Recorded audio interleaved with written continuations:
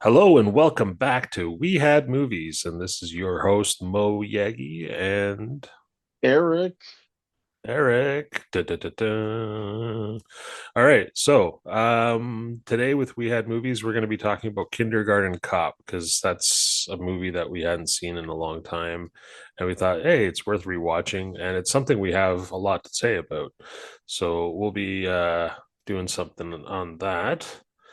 Just to start you off, give you a little heads up, like the next movies are going to be also interesting. So be ready to watch or listen further on. Um, but yeah, Kindergarten Cop.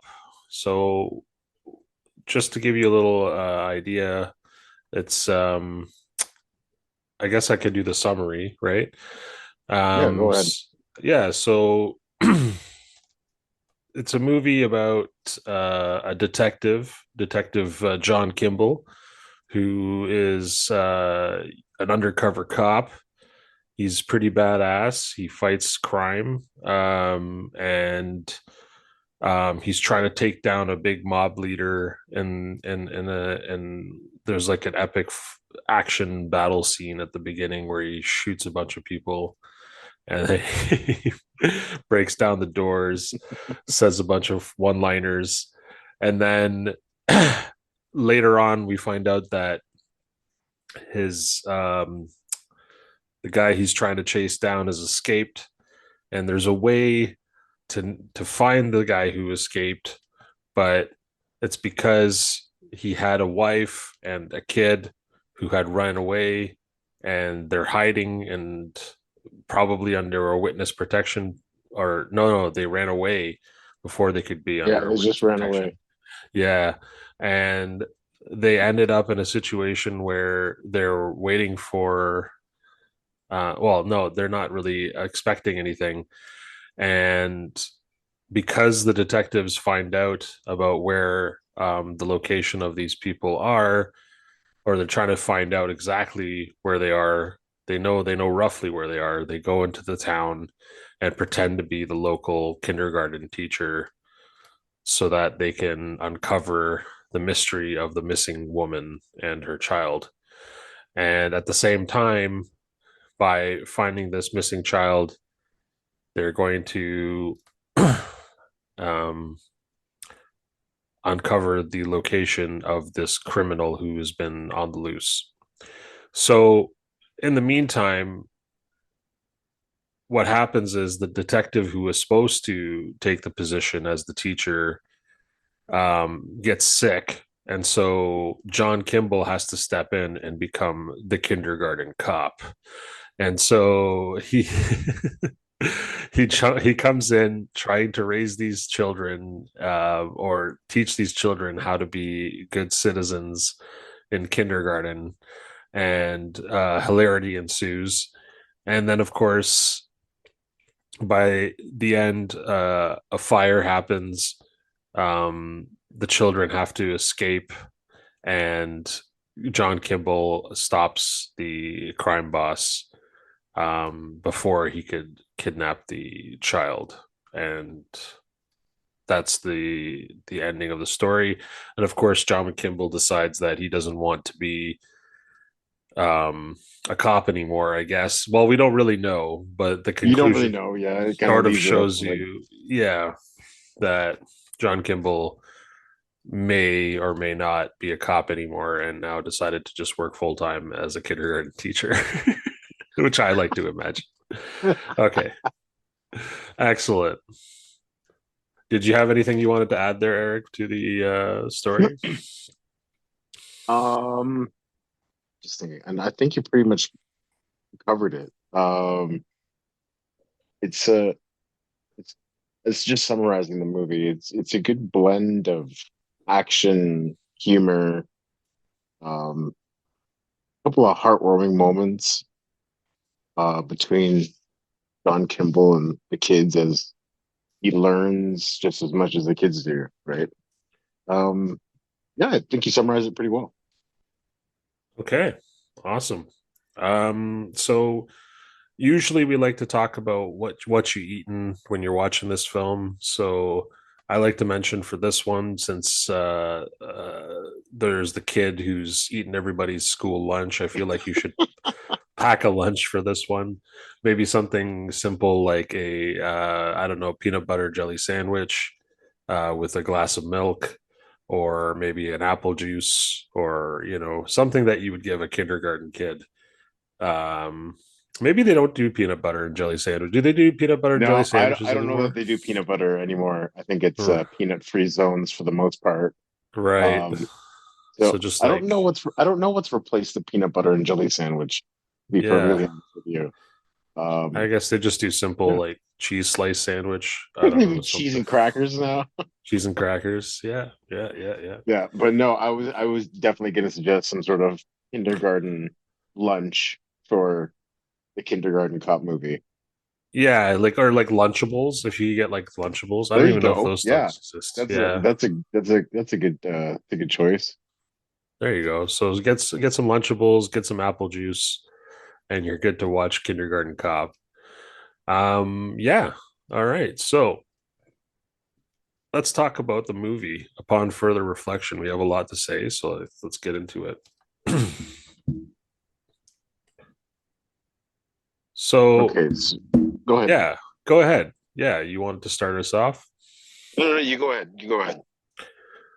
Okay, well, I mean, a lot of interesting stuff going on in this film. There's like I really like this one scene, and I noticed it this time, which I didn't notice the first time around. And it was like mirroring of Detective Kimball with the witness, and it was just in that scene where he's watching the witness, and the witness is like in the background. You can't really hear what she's saying or anything, but she's getting up and about to leave the door and about to leave the room, Yeah. and I know what you're and talking about at and the the start of the movie. same time Kimball is being calmed down to not leave the room, and it's like they kind of reflect off of each other, like it's almost like they do the same thing at the same time. And I was like, that's really interesting that somebody thought of doing that for that scene. Like it's a very specific thing to direct in a movie, right? So I thought that Yeah, was really absolutely. interesting. But yeah, just to show you like the quality of sometimes of these films, and the depth of how they think about how they're making the film as well. um yeah, so they're both told to sit down at the same time. um there's that scene where um he's like, I don't know, I guess they're coming around to his car or something like that, and he talks about how he loves his car and like don't touch his car. Yeah, that's a great scene. Yeah, Yeah, and then when he goes into the room and he blasts everything down, he's just like, "I'm the party poopa," and then like, and then yeah, just casually sits down on the couch. yeah, the cat just sits down on the couch. Exactly, just like the things that you would imagine a John Kimball would do in those situations, most likely. And yeah, so there was that. I really just enjoyed the opening stuff, but the opening stuff was really just to, I guess it's like a red herring, because it's trying to like it starts off like an action film, because you're introducing like an action star, right? Or popularly known to be an action star into this movie.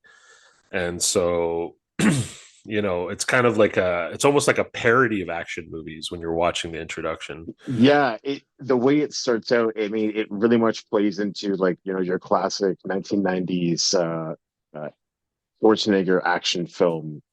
Um, which again, like you said, the opening scene where they he shoots up the spot at night, or even when he's at the mall, trying to get the the guy Crisp, as they call him in the movie. Mm-hmm. Um, which I think it's a great way to start the movie because it really leans into like the whole dual identity that John Kimball kind of has throughout the movie. So he starts it with this like real like hardened detective um persona, and then slowly transforms into this soft, nurturing kindergarten teacher. at the end of the movie, which is a pretty amazing transformation in the span of, I don't know, a few months, right, or a few weeks that's even. but that's what the exposure of children does to you, right? It makes you feel like a parent, and then you feel more involved with your community. And I think that's what we need to do with all police officers in our community, is just expose them to kindergarten, just for like, just take care of this kindergarten Yeah, class for a make few them make months. them teach a kindergarten class. Yeah, just for a few months, and then they'll all of a sudden have this different perspective on how they do things in Right. day-to-day life. Yeah, definitely this movie has a lot to do with like conversations about parenting issues, about child rearing, about what society uh is in a whole, and like how society becomes negative and how it becomes positive. And it and what contributes to that is like the child rearing. And Absolutely. one of the It big starts at home. signs, yeah, one Yep. of the big signs was like the mother, who was played by actually Carol Baker, which, again, there's a huge cast of just like really popular women in movies at the time. Okay, so Carol Baker's been around since the 1950s in movies. So for her to be playing the role of the mob boss mom just randomly is ridiculous. And so, Yeah. I think that was on purpose. So you have like Carol Baker, you have Pamela Reed, who's like the detective that works with John Kimball. Then you Leanne have, Miller, who's really popular at the time. yeah, at the time, who's the love interest, and then Linda Hunt, who was also, I guess, who what has Linda Hunt done that people would know about particularly? She's done, oh right, she was the voice of the willow tree in Pocahontas. So if you don't Oh, is remember, that what that was? yeah, so that's her voice, yeah. So that's Linda Hunt, and so she's done a lot of different stuff as well. And oh, she's acted in quite a bit of films as well, and probably a No, lot of TV. I did notice there were a lot of prominent women actors Yeah, all that were featured in this one, movie. yeah, surrounding this one giant male figure, Arnold Schwarzenegger, right? Which is really interesting. So that's kind of cool. And then you have, like I said, Carol Baker playing this mother who basically Hmm. encourages bad behavior. Like she's the reason why her son is the way he is. Like he's probably overly spoiled. He's told that he can do whatever he wants, to get what he wants. He's also, at some point we find that the mother also is like overly protective in a way, where she buys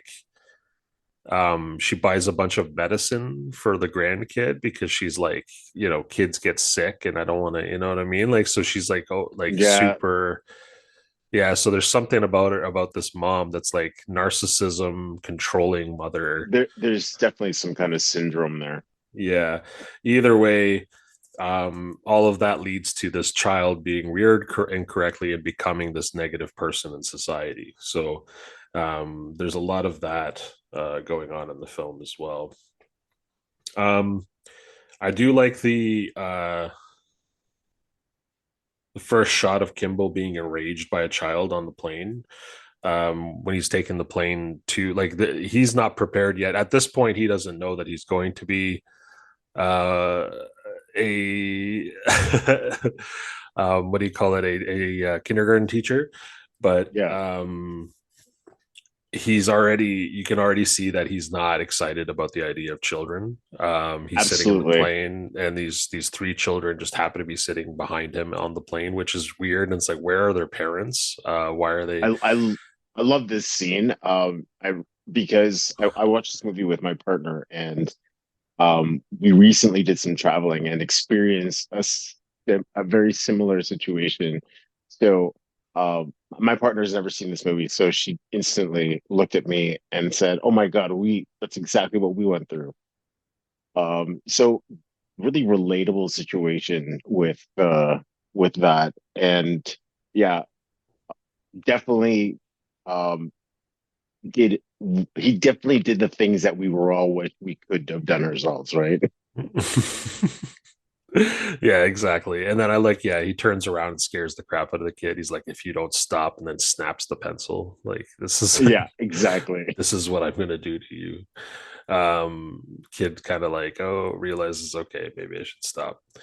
Um, and also like with Arnold Schwarzenegger's voice, it's definitely going to be hard to say no to that. So And and I think that it's his voice and everything that we know about the characters that he plays up until this point. It it adds just an extra layer to everything because again, you're he doesn't know he's going to play a kindergarten cop at this point, but yeah, I mean, you as the audience, you know what he's in store for, so you're kind of interested in seeing how his hard German exterior is gonna cope with that. exactly. Yeah. And then there's, of course, after that scene, after the plane, I guess that's where the other detective gets the food poisoning. Pamela That Reed's. I think that no, that's when it first happened. Something first happened. That's when she first got sick. I think Right, who knows when the actual food poisoning happened. right. But Um, then she started, right, because she didn't eat any of the food on the plane either. So she no, was, exactly. It was actually during the food service that that that she needed to run to the that washroom. she immediately had to run to the bathroom. Now, interesting little bit of trivia here for you here. The flight attendant that was coming by for the food service is Angela Bassett. Oh, really?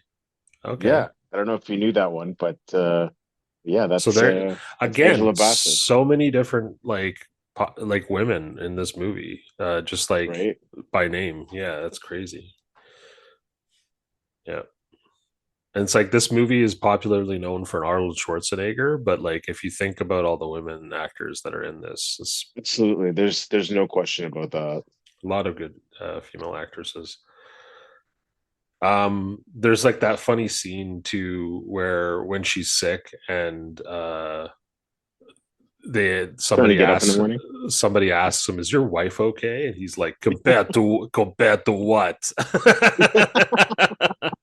That was a good one. That's like I don't know, like a Rodney Dangerfield joke compared to what sort of like, yeah, that was a really good one. And again, Yeah. the delivery is just so perfect because it comes from Arnold Schwarzenegger's mouth, right? And it's just he has such a great comedic delivery. Now, I noticed that this movie's done in 1990. I don't know when uh Twins was done exactly. It might have done the prior to this one. I think it was. But yeah, he definitely seemed to uh elevate his comedic ability in this movie.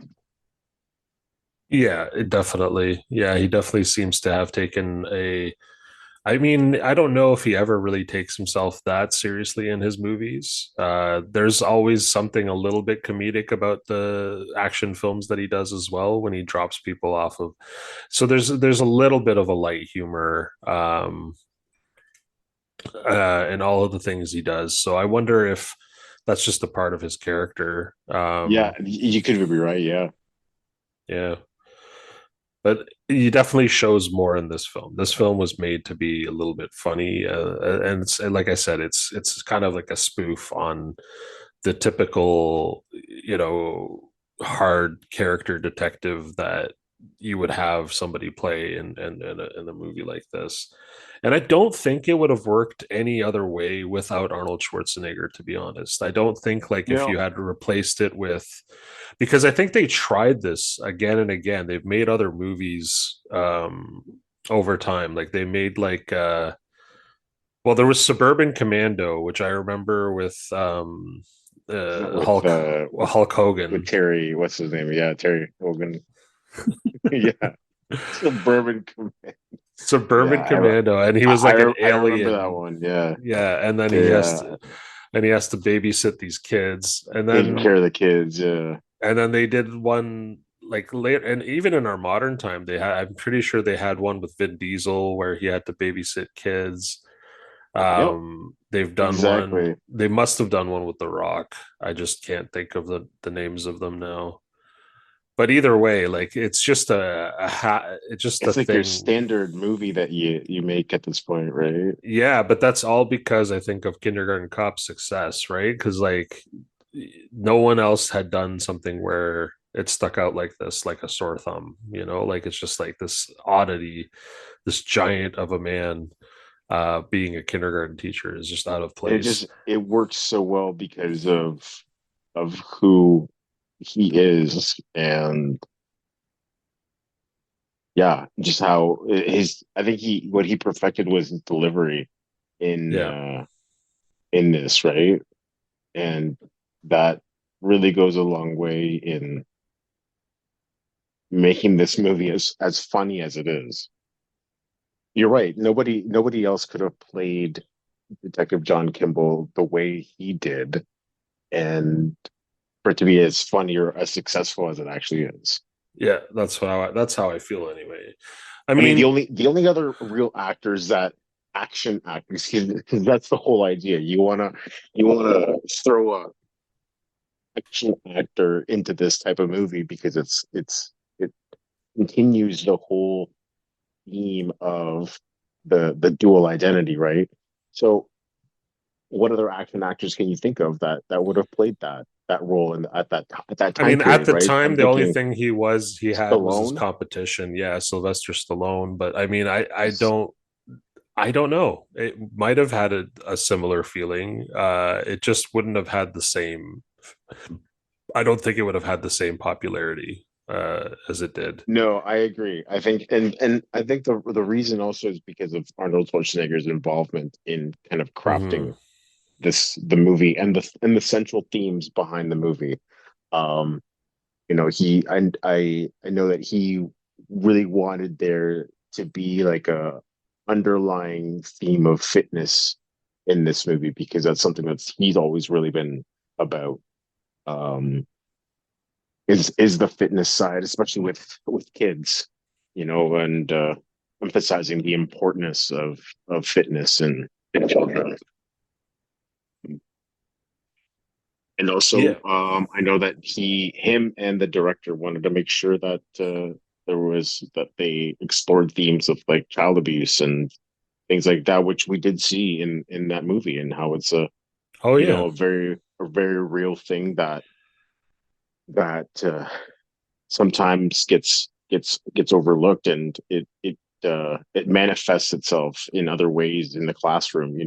A child that isolates himself from his peers, and the kids just mock him for it. They make fun of him. They just think he's a weirdo, right? Without, but it kind of it catches John Kimball's attention, and it's like, okay, what's up with this kid, right? Yep. And that's when we actually see, that this kid's like, the more we see his interactions with this kid, that we've come to realize that he's actually being abused by his father. Yeah, and I think there's something to be So said there. Like there's almost like a tie to between the two different roles in society. So it's like showing you how sometimes a teacher needs to have the same responsibility as a police officer or the same cunning as a detective to be able to spot, that child that's, behaving differently.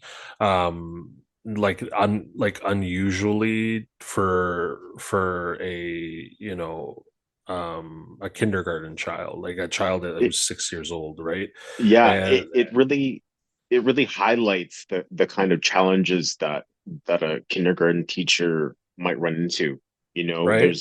There's a lot of people out there that seem to think that teachers, especially in the lower grades like kindergarten, grade one, are just glorified um, babysitters. And I mean, we can see that that's simply not the case, and just having to deal with those kinds of issues and think of it, every single child has their own thing going on, right? So it becomes not just teaching these kids and enriching their lives, but also helping them manage and navigate these complex situations that they may be going Hmm. through. Exactly.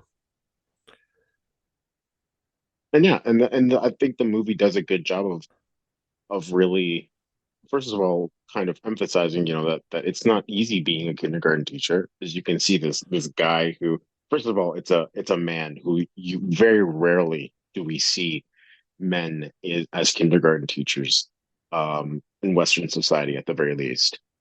Yep. Uh, we I would say maybe 90-95% of kindergarten teachers, if not higher, are women. So it's already um, I guess an uphill battle, if you will, for a guy to be a kindergarten teacher. So, Hmm. and especially in that time period, I think that the percentage of men who would have been kindergarten teachers in 1990 would have been even less, you know? Probably. Yeah, most So, likely.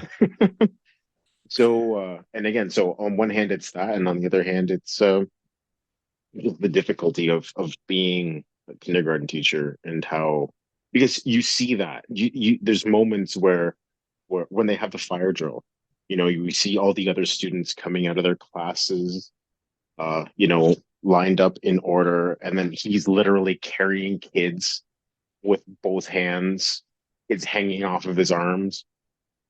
Literally, the kids are like little animals, right? And he's just trying to herd them outside because of this pretend fire that they're supposed to be training for.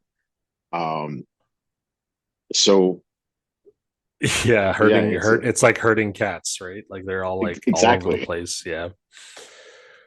Yeah, no, it's true. And he has to get himself, it shows you the level of organization that you have to really have to be a teacher in general. Because it's not just about, especially as a kindergarten teacher, it's mostly about classroom management and like having these kids all work on a specific project at the same time, rather than all over the place and doing whatever they want, which Yeah, is, I mean, there's something that I told my partner after watching this movie, and it's that it takes a specific kind of person mhm, to be able to be a kindergarten teacher. Yeah, a teacher in general, I would say, but also just like a kindergarten teacher to really, because you've got to deal with the early childhood development stuff too, right? yeah. It's not just teaching, it's the other stuff too. So you really have to be able to manage and have patience, right? Because they're all developing their own personalities, and that can be a lot. Hmm. Absolutely.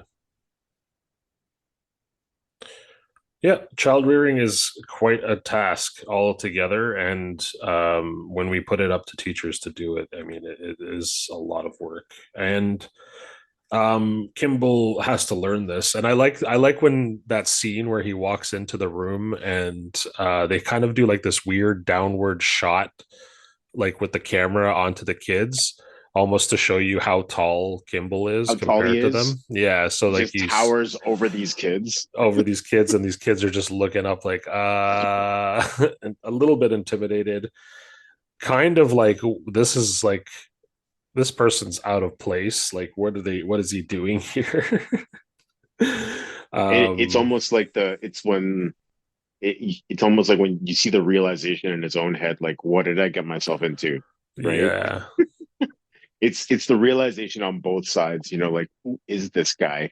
Like, he's going to be our teacher, and on the flip side, he's thinking, what did I get myself into? Right? Yeah. There's like a scene where he yells at all of them and they all start crying at once. And it's like just to show you again, like yelling isn't gonna work in this situation. Like again, Yeah. children aren't gonna react N the way no, in that fact, an adult will, right? think of it as a fire, and all he did was throw gasoline on the fire. Right? Now Yeah. you've got yeah, it's just the realization of both of them, the both the kids and him, of at that same moment as they stare up at each other and down at stare up and down at each other, at each one of them realize, like, oh shit, what are we in for, right? Right. Yeah, I mean that the children are going to be a little bit in shock. I mean that was needless to say. I mean even if it wasn't Arnold Schwarzenegger, if it was, I don't know, at the time, if they had put like Tom Cruise or something like that in there, it was still would have had the same impact because it's like, what is this dude doing here, right? Well, that's just it. Um, He's not a teacher. He's not a kindergarten teacher. He's a cop. He's an yeah, undercover cop. So he's gonna find a way to cope with the situation however he can, and he's gonna use whatever he has that's helped him learn or be able to lead people in one way or another, or to I be like able. how this cop too happens to be like just the detective John Kimball in this fantasy, is also this like very good person who is trying to find ways to cope with life and actually dealing with a psychological, trauma where he has a Well, pet ferret that he keeps in his Bedford. car that all like I Well, also like that isn't that where is that ferret eating? Like what do you mean he just leaves it in his car all day? well, Like what that's interesting you say, because he kind of looks like he lives out of his car. So so maybe it's that's the interesting. case, yeah, but like Maybe. so the idea is like he has this pet ferret, and I mean they don't really explain it, but I think I like to imagine that this pet ferret is like his psychological pet, like it's his healing pet, like it's like It's this it's pet his that grounds him. It lets him yeah, be yeah, yeah. it reminds him that he's okay, like this is how His he emotional support animal. yes, thank you, the emotional support animal, exactly. And it's really weird, but it's also kind of an introduction to that. It's almost like the emotional support animal came from Kindergarten Cop. I don't know, maybe. And It's it's funny because uh he uses that same animal to kind of get the kids to calm exactly, down and exactly, and yeah, and kind of settle them, and it becomes a point of pride for the kids to kind of like be able to take care of the class mascot at that point, right? yep, exactly. It's just another little bit of trivia is, at one point one of the kids asks if he bites, or to watch out because he bites, and then Arnold Schwarzenegger says he never bites anybody.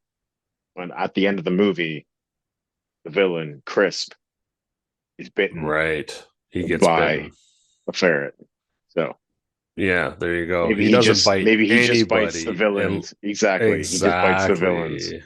Exactly. He He knows the only people to bite. bites if they're, yeah, if he knows they're villains. Yeah. Good ferret. That's a good ferret. Good friend. Right? He That's man's never best friend right bites. there. Yeah, exactly. A ferret is man's. I heard that raising ferrets, like ferrets are like stinky animals too. I feel Yeah, that's what I heard too. like I heard that. if somebody has a ferret, they must smell all the time. So I'm I wondering if I knew Arnold somebody that Schwarzenegger's had a character is ferret. just wearing cologne all the time or something. Well, Yeah. the person I knew that owned the ferret, they would spray the tail with Febreze. Yeah. Okay. Uh, Okay. That's strange, but sure. Yeah, whatever you need yeah. to do.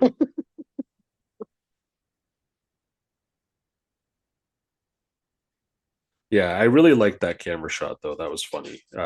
Definitely adds. There's like a lot of like interesting thought out ideas in these films, and I mean we're gonna probably bring that up in other films later on. But like just like again, there was that mirroring of the witness earlier on, then the shot coming down from John Kimball onto the kids. Like these are just different angles that aren't necessarily used in everyday like run of the mill films. So there's definitely some No, quality exactly. to the creation of this film. You can definitely tell based on certain scenes and certain shots that they take. Um,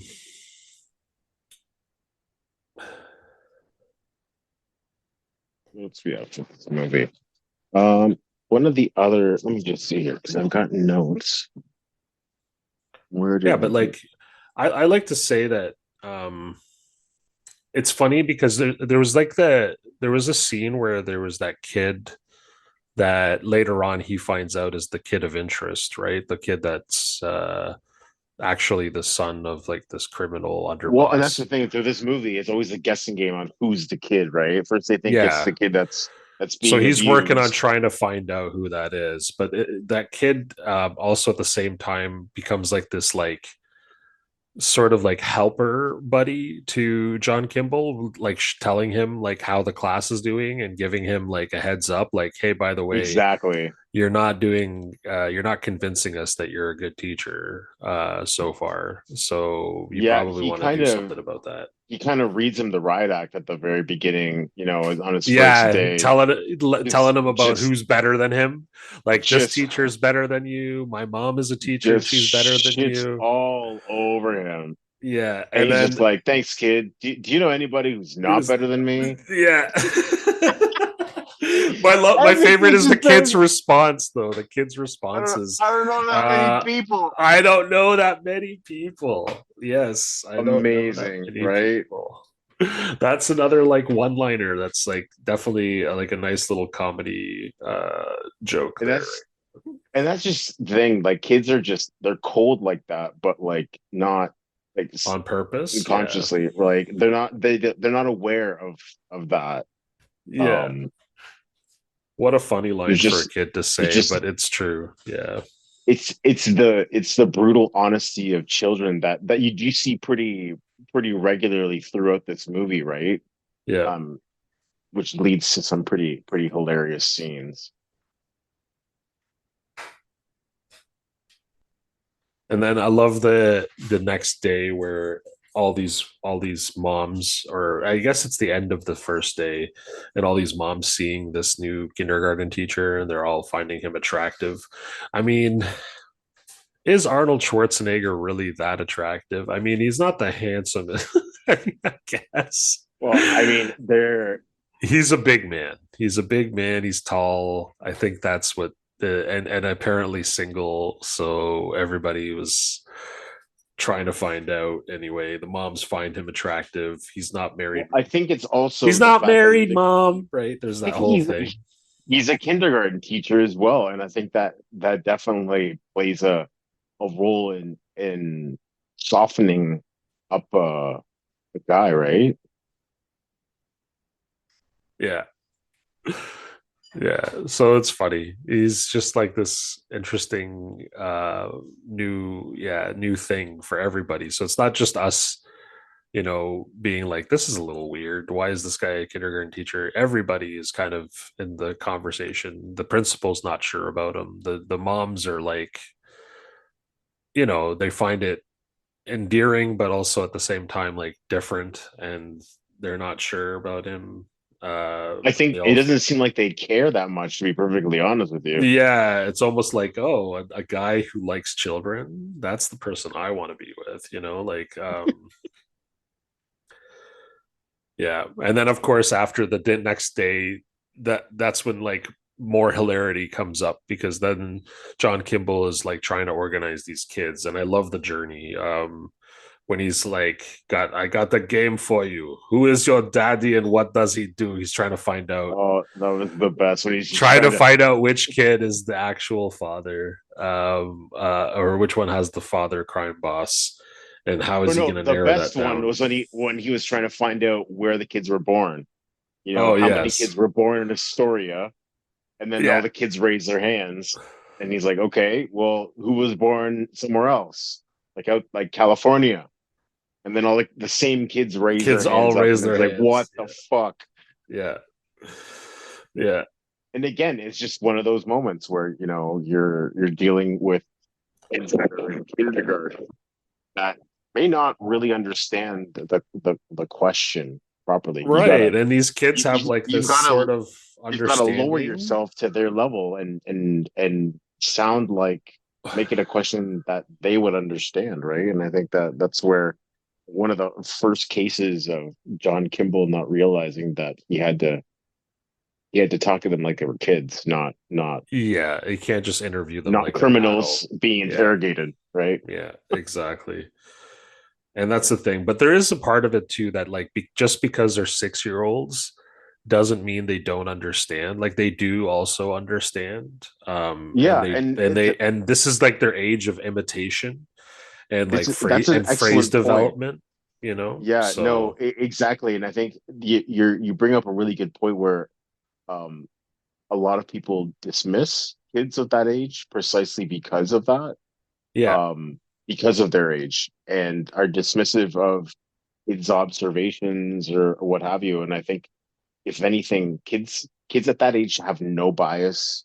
They don't have any prejudice or anything. They really see things as they truly are. So they can offer some really interesting insights to certain things and situations. absolutely. And then at the same time, they're very much like sponges. So Oh, absolutely. you can grind them into anything you want, really. I mean, he found a way to nurture the children but also organize them, and get them interested in organization, which is like, doing things like using a whistle, using his pet ferret to get them all Yep. focused on one thing. Yeah, and but yeah, I do love the little games he plays though. That the "Who is your daddy? What does he do?" Like that's my Well, favorite you got part. a lot of classic like lines from Arnold Schwarzenegger in just those in playing those games, you know. Um Yeah, that one, who is your daddy? What does he do? Uh Actually this whole movie there's a bunch of classic Arnold Schwarzenegger one-liners when the kid that has have when he has the headache, right? And the kid's like, "You have a tumor," and he's like, "I don't have a. It's not a tumor." the one kid's obsession with death is Yeah, can you imagine having to deal with a kid like that day in and day out? And that's again, that's another thing, you know, you that's a it, again, even more credit to kindergarten teachers that have to deal with kids that have, you know, a broad spectrum of personalities and very patiently, you know, listen to these kids, listen to what they have to say. You know, I mean, the good teachers, you know, you don't want to just dismiss kids outright. You want them to focus too, though. So it's a balancing act of listening and teaching, right? But yep. yeah, lots of patience is required, far more than what I Lots of have. patience. You also have to have like no fear, and then also remind yourself that these are people, right? You're raising people, and For kids sure. are just like anybody else, and to a certain extent, right? Like obviously you're not going to talk to them like you learned the lesson where you can't really necessarily ask them questions the same way you would ask an adult who already has preconceived notions or has built up like a certain amount of knowledge. So Right. you have to approach them a little bit differently, but at the same time you still want to talk to them like people. Like you still remind them that they're just like we're all the same, you know. Mhm. But then he takes advantage of the situation a little bit by training them like a police academy, because that's where he's used to actually, training for him was Well, police. Well, it's the last thing it's he all he knows, remembers, right? Like right? early on in the movie, as he's describing himself and his background to his new partner, you know, he says that his brother's a cop, his dad was a cop, his mother was the uh, the wife of a cop, you know, so it's very much like he grew up in that environment, so it's all he knows. Mm-hmm. So when he needs to cope with a situation that is completely out of his control, that's kind of what he falls back on.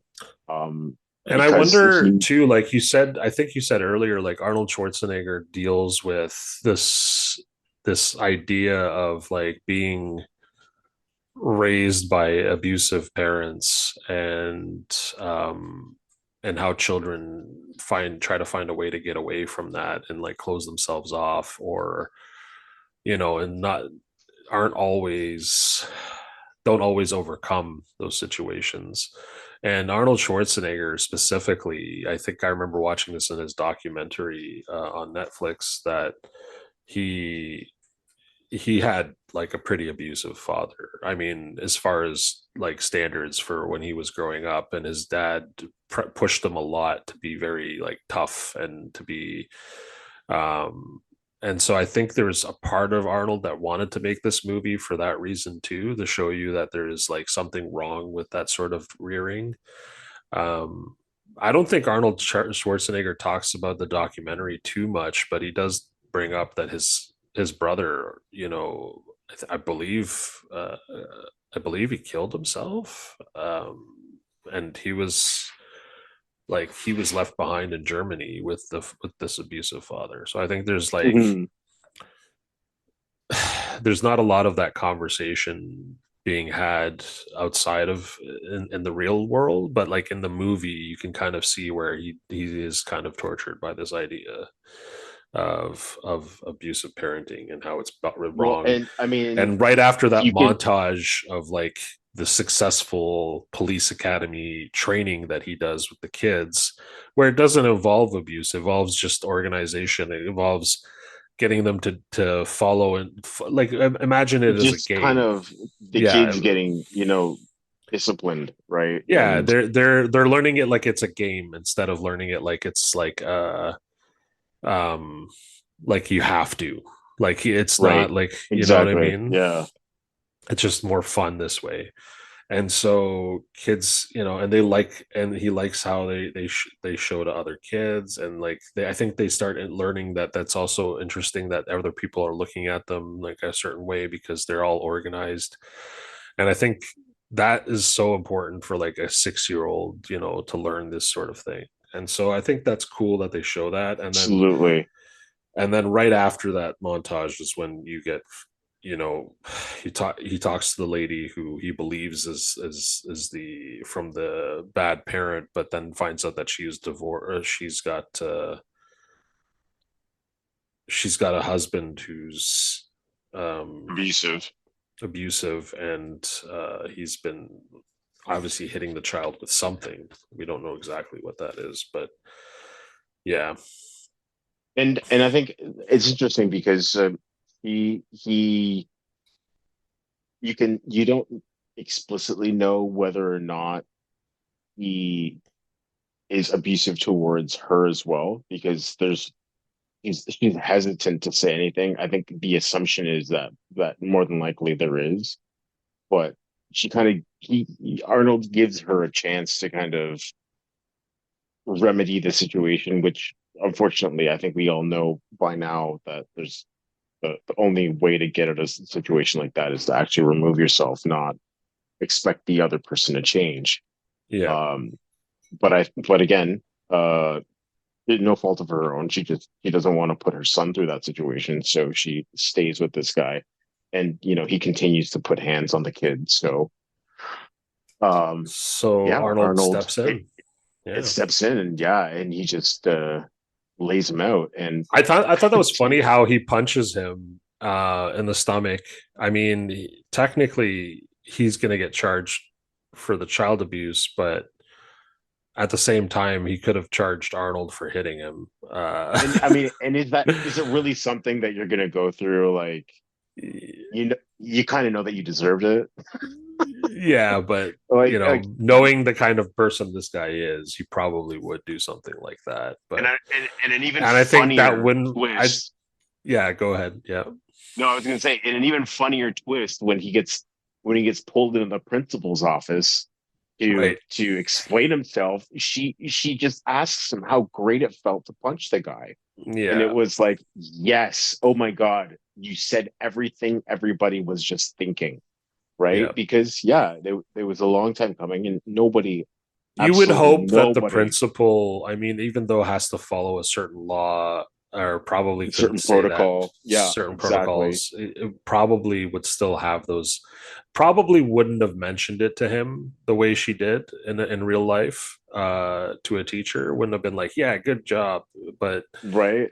Like um, unofficially, yeah, it's one of those things where like, yeah, you can't really say yeah. anything because of official records and what have you, but So you there is a little know, bit of fantasy there, where it's like, could it would be nice if a teacher could get away with but do that. punishing a Good, parent for exactly. being abusive. Yeah, But no, you're right. It's not something on, unfortunately in the real world, that isn't something that a person would really be able to to get do away with, right? without being charged for, yeah, because yeah, even if that person is hitting a child, I mean, yes, police officers would probably understand your plight, but it doesn't stop the fact that they would have to follow the law. And Yeah, exactly. You still yeah, that's right. You have to kind of follow the letter of the law and yeah. you know, So it could go both apply it ways. They equally. could both be charged. Yeah, Yeah, exactly. yeah. No, Because I but I mean, think that's also there's a lesson there too. Like, it's nice to think that you could get revenge that way, and it's kind of like a revenge storyline in that sense. But mhm, in reality, you shouldn't be expecting that as a solution. And I think he kind of reflects on that, where it's like, yeah, I know I didn't do the right thing, but I just it in the moment it felt right, right, and so exactly. yeah, so they do kind of point that out. But Well, I mean, it seems to be technically, like hitting for hitting is not necessarily a solution. But yeah, no, exactly. But and I think in that moment his thought is like, well, if you're gonna hit anybody, don't hit this kid, hit me, right? mhm. And he's like, oh, okay, if you're gonna hit me, then I'm gonna hit you back, right? One of those situations, which again, you're right. It's not that doesn't solve the problem at all. You don't get to the root cause of why the hittings occurred happening, right? Yep, and it doesn't Nothing, necessarily stop nothing, not anything.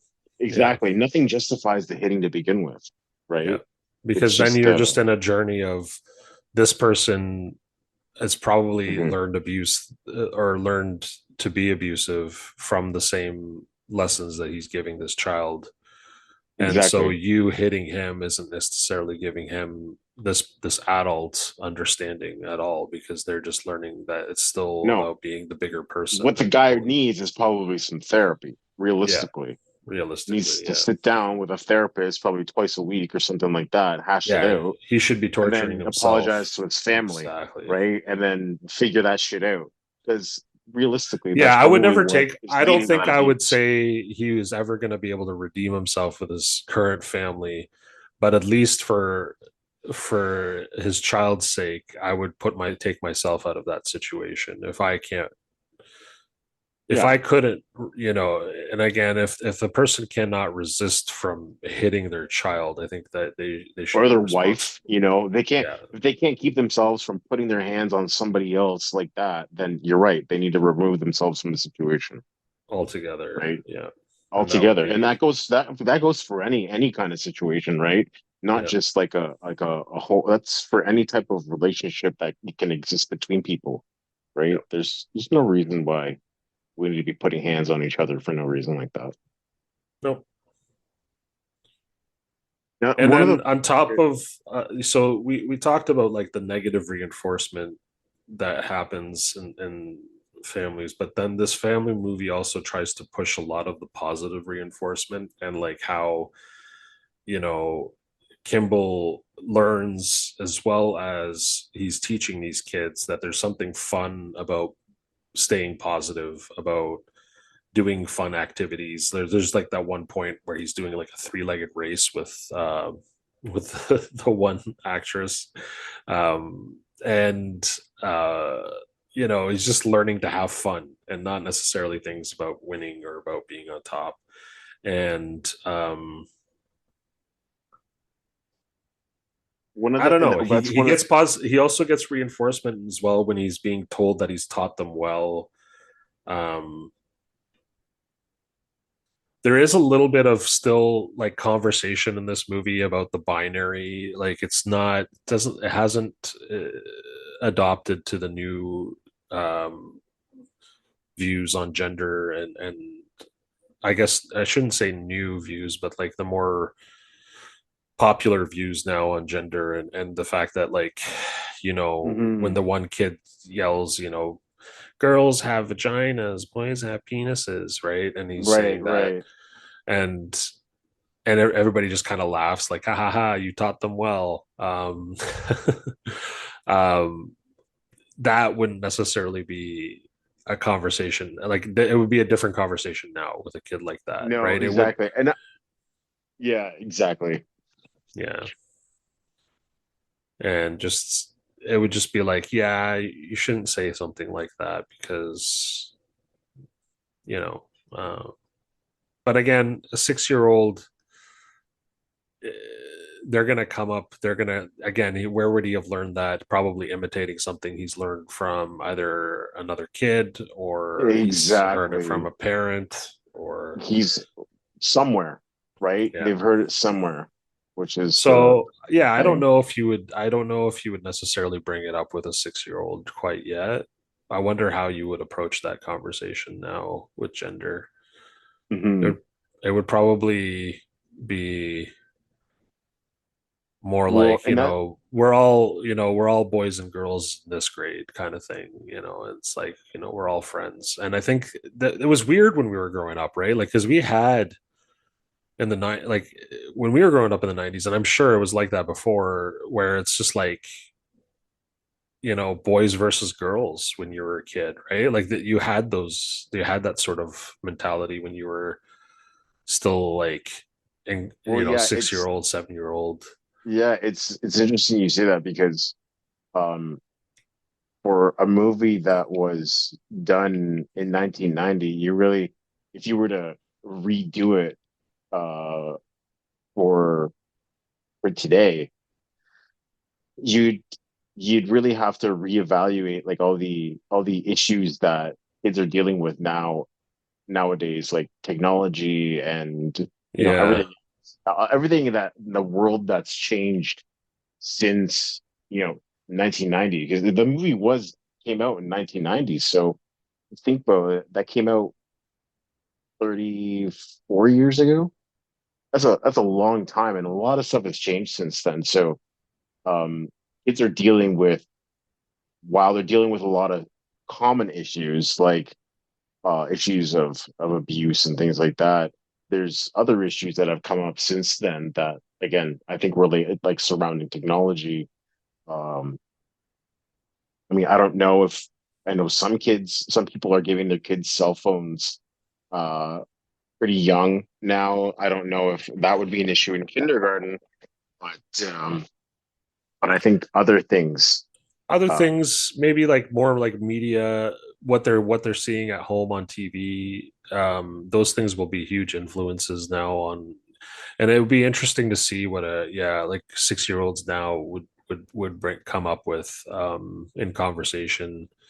Uh, I mean, even now I'm learning through my brother's kid that he's learning how to come up with phrases very very earlier on in his age, right? He's only like going to be 3, and you know and already he's got like full sentences and stuff. So you can imagine that by the time they turn like 6 years old, they're going to but already, they're ready for kindergarten, right? yeah, You just you already get a sense for how further along they're going to be cognitively, right? yeah. Just how much smarter Interesting you they're going say to that too, be. because like there's that scene where they show all the kids just doing whatever they want, and there's that one kid who's just interested in what's going on in the girls' skirts, under the girls' skirts. I remember that being in grade one, like as little boys, we didn't know what we were looking for, but we were looking up girls' skirts. Like I don't know what that was Right? about, because I don't think it was like in any means sexual. It's just like it's just like more like a weird curiosity that you have when you're a kid. You're just like, you just want to know about everything. And so, like, do they have what I Mm. have? And I think that's what we were looking for. So, yeah, interesting.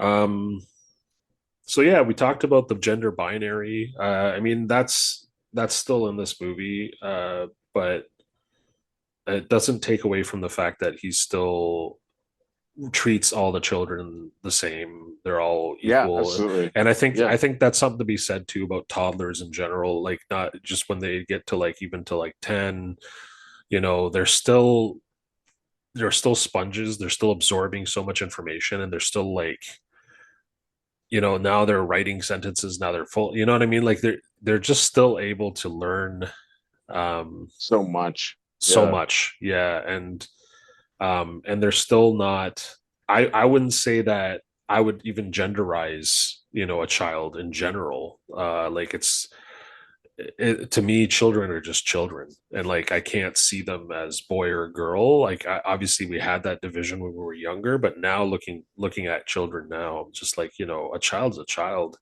and it doesn't really matter what gender they are, because they're basically the same at that age.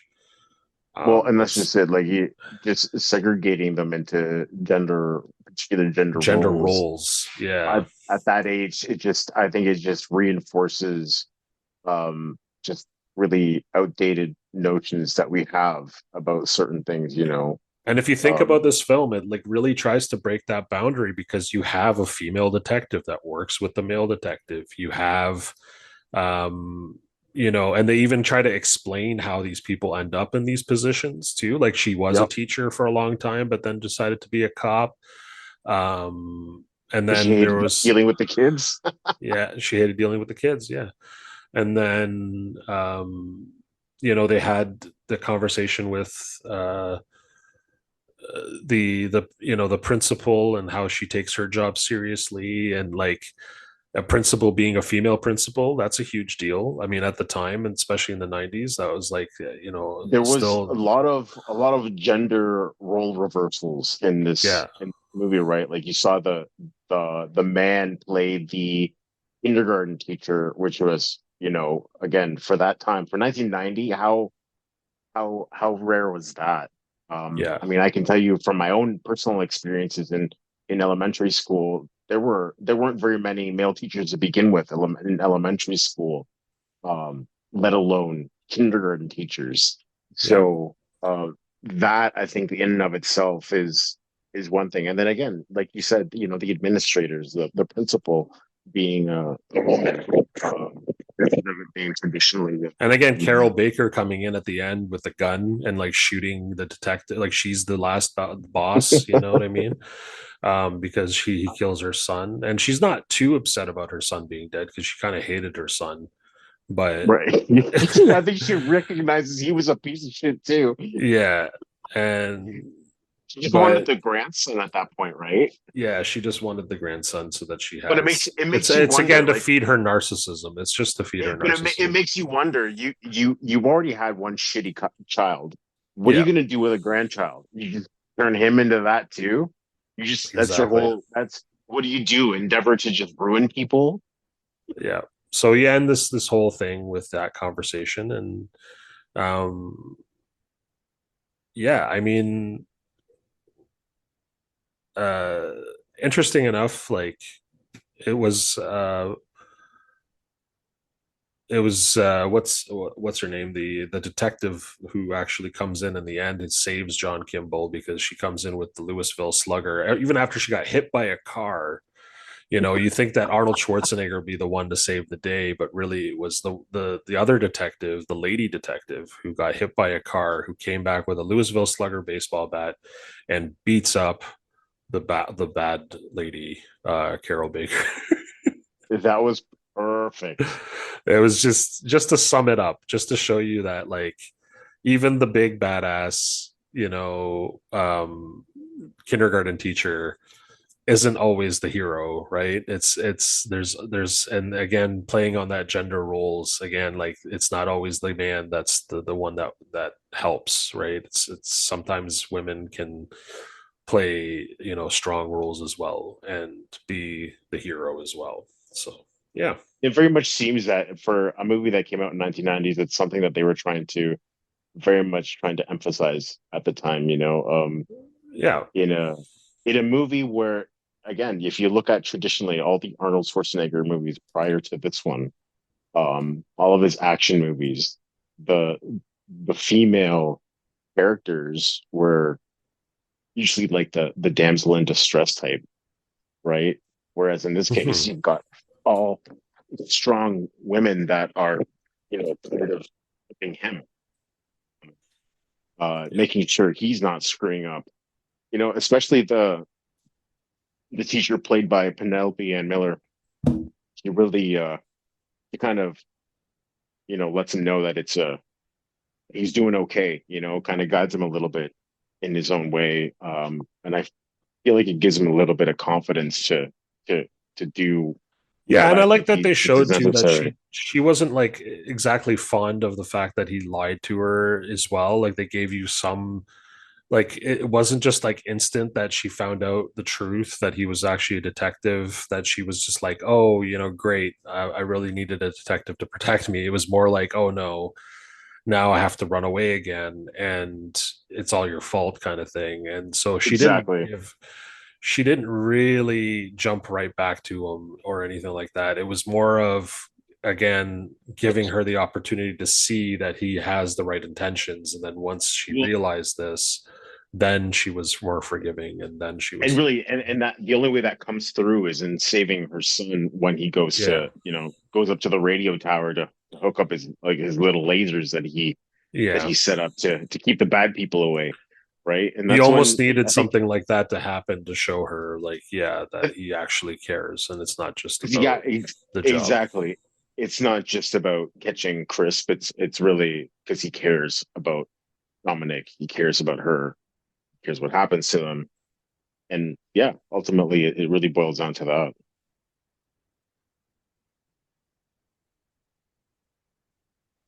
Okay. And now we're just going to go ahead and summarize just give an idea at the end whether or not we actually cared about this film. So, so yeah, like how I feel about the film is in general is I think that I mean, we talked enough about it to say that I did enjoy it, of course, and I think that I recommend this film for most parents, to rewatch with like really any age children. I mean, I would say that another 6-year old will not understand this film. It's not made for 6-year olds. It's made for, maybe toddlers would enjoy it. Like, cause I remember watching it even as 10 and just thinking it's funny what the kids are saying. Yeah. And also enjoying like the action stuff that they did with Arnold Schwarzenegger. And would I think I wouldn't even say it's worth necessarily remaking this film, because I think they've even tried, because there is like a Kindergarten Cop 2.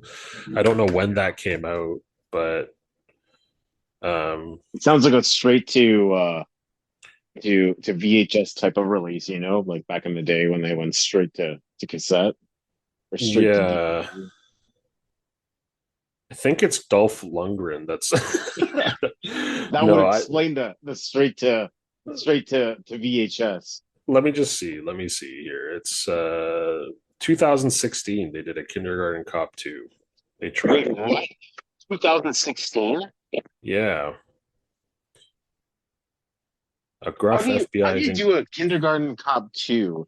Well, I guess this Um, time they did it with an undercover cop. Sorry, undercover FBI agent. that's 26 years later. How the fuck Yeah, do you do a Kindergarten Cop 2 26 years later? yeah. So either way, they tried, and yeah, it was Dolph Lundgren, and that would be also. I guess that is kind of something that somebody was like, probably asking the same question, like, is it possible to make this movie with a different person than Arnold Schwarzenegger? And they're like, yeah, Dolph Lundgren's interesting sounding enough.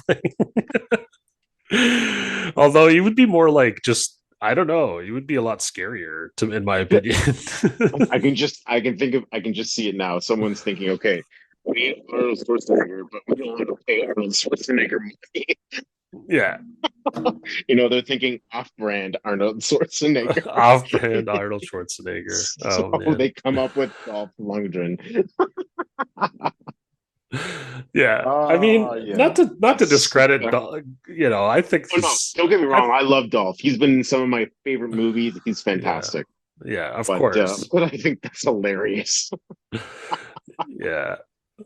So I mean, if you were to remake like a positive, like I guess I'd have to rewatch this. I'd have to watch this Kindergarten Cop too. I don't have to, but I guess I'd have to see if they've already see if you attempted. can get, see if you can like find some sort of like review on YouTube or something, something that Yeah, save you to watch. maybe somebody else has recorded something like we've done about Kindergarten Cop, Yeah, yeah, exactly. and just watch that. Yeah, but no, I'm sure it's gonna have similar tropes and similar concepts, and it looks like the detective that they, or like the other FBI agent that they have him working with, who's supposed to be the teacher in this case, is probably, they changed it to a black man instead. So it's Okay, different. It's a different okay, focus. It looks like it's a different focus. all It's right. not. Well, I mean, It's not I'm women. sure It's they. not women heavy, and then like the odd man out kind of thing. Well, But I mean, obviously they can't keep it too similar to what you already have. You have to, you mhm. want to change enough so that it's a, enough of a different movie. But I think it Well, sounds I like mean, I think what the you idea can that they're make a keeping is just the pretty. fact that he's a kindergarten cop, Mhm. right? That he's a cop and that he's a kindergarten teacher for whatever reason. I'm sure they can cook up whatever reason for him to be a Yeah, I feel undercover like a teacher. sequel isn't necessary. I feel like whatever it was at the time is what it is, and I feel like that about a lot of films, though. So like I agree. Some movies don't sequels are need to not be always. upgraded for the new Yeah, generation. Some movies just kind of stand up on their own. yeah, and I I think think the way that 6 year olds are is not going to change because of technology necessarily, no, like we've talked exactly. about earlier. They still absorb information the same way, and they want to learn from the way we behave. I mean, you'll see, because of influences, that kids now say words that they don't really understand a lot more, For like, sure. You but blame the internet for that. yeah, I mean, I don't know if it's blame or if it's progress, but it's just, it is what it is. um Exactly. Yeah. and times change. Parents have to adapt. Yeah, dude. Right. Um, Unfortunately, like, and that's why things like, you can't go back to your parents necessarily and always ask them for help for how to rear a child, because the way they had to rear children is different than the way Different, you'd right? everything has changed, and society, everything has The, changed. the reality that parents have to face now is very different than the reality our parents Yeah, faced when we were kids, right? yeah, Watching these movies, right? So very different circumstances. And yeah, parents just find a way to adapt. yeah.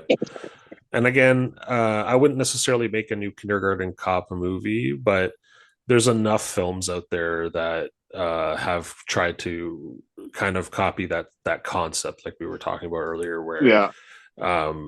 larger I don't, men I being agree. responsible of children, and yeah, Well, I mean, I'm like you mentioned earlier, like The Rock has done something, Vin Diesel, like every single, hell, I'm sure Jason Momoa has done something, right? So you've got all of the popular actors now doing something similar like that. So yeah, again, I think you're right. I don't think a movie like this needs to be redone. no, I think It it stands up on its lives own, on its and own and lives a classic life, and is worth rewatching on its own, because it has so many classic lines, and also because of the actresses and major roles that are played in this. It just has absolutely, absolutely. its own story, and it's just worth watching again. Um, yeah, and um, yeah, nothing else to be said from my side, really. Did you have anything else you wanted to add? Well, I mean, for me, this was a movie that I watched multiple times through when I was a kid up until adulthood. So I would definitely recommend rewatching it, not remaking it. I don't think it's necessary, but definitely rewatching it to just kind of see a softer side of Arnold Schwarzenegger. And I think it was a good uh, example of how You know he what would be transitioned interesting if we're talking into about movies. Yeah. remaking it? Sorry, go ahead. No, I was just going to say it's a good example of him of seeing him transition into doing more nuanced roles instead of just the action hero type roles that people had gotten used to seeing him in up to that point. Hmm. Exactly. And especially if you popularly watched him in the 80s. So like all the way up until the early 90s, like you would have probably seen a whole bunch of Arnold Schwarzenegger movies where he's just killing multiple Well, men. I'm thinking And Predator, I'm thinking the Terminator. right. What else is he in, like in the 80s? Commando. Commando. Yeah, So there's if you just so take many. those three, if you look at just those three, and then you throw them into Kindergarten Cop, it's just like holy shit. And that's exactly what was happening, right? They kind of played that parody to a T in the beginning where No, it's just but like, and I think that just goes to show you like the credit that Arnold should be given um for really delivering in this particular role. mhm. What I would find interesting to see is imagine they reunited all the kids from the kindergarten class My God, can now you imagine? and Holy and shit. and then brought Arnold Schwarzenegger in to be like socializing with these full grown adult version of these children. That would be, I don't know what kind of movie that would be, but that I would be wonder if you'd be interesting. able to track them down, right? It's yeah, because I mean, I You I could call that movie Class of Kindergarten Cop. I don't know, something like that. And it would just be like all kindergarten these reunion. all these kids, yeah, just being reunited, these child actors, if they're all still around. Yeah, And and that's just it, right? Like if it's all around. but yeah, I don't know, that would be fun. So thanks for listening, everybody. It was a good conversation we had there, and if you enjoyed, hopefully you'll listen some more. And please enjoy the rest of the Nixon Out song. Have a good have a good life. Yeah, enjoy. Enjoy.